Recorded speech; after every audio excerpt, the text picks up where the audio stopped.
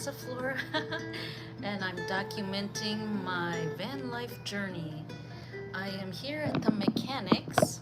Uh, so I did a multi-point inspection, or I had one done at this mechanic place. And before I decided to place an offer on this van, and they did find one thing, which I brought it back and they're fixing it now, but I thought I would just do an update or a lot of catching up about this journey.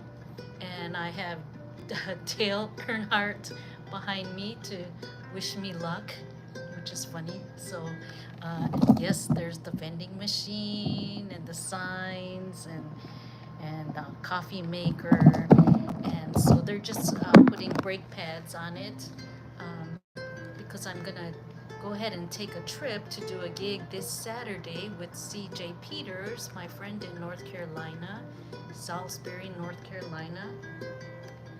It's about a 4.5 hour trip, so now that I have a van, I can actually break it up, stop over at a rest area, and lay down on my memory foam bed.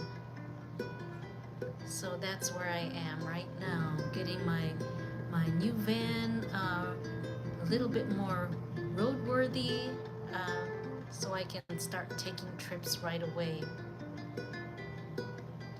So let me just back up. One of the things that I did, I know nothing about vans except for what I've learned on Instagram. So just to make myself feel more comfortable, what I did was, the best piece of advice I got was just to start looking at some of the vans.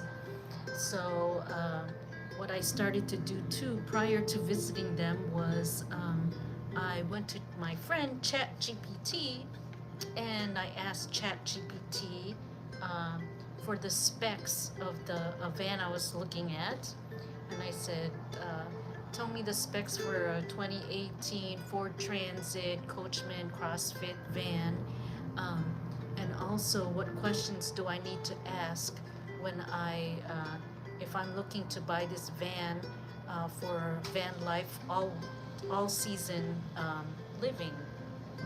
And so, and then I also said, and put all those points in bullet points for me. So ChatGPT just spit out all these pages and sort of noted some things that I didn't even think about. So that was really great. So I had those lists in front of me.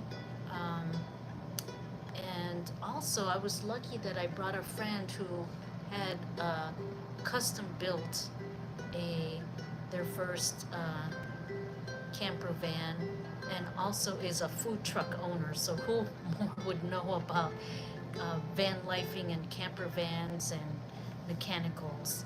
So I was very lucky. So with the questions that ChatGPT was kind enough to give me,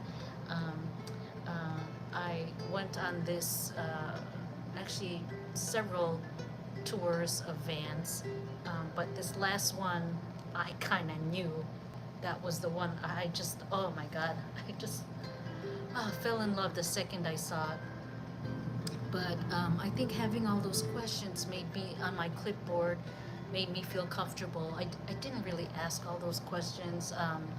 I did ask some of the questions relating to living in the van for van life eventually. For now, I'm just touring in it, and learn as I go. So yes, that's how I started with that list, and kind of my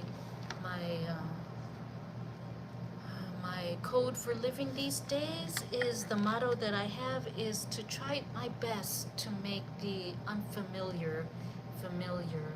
So instead of saying I'm scared about doing something, I just keep telling myself, well, it's unfamiliar, it's unfamiliar.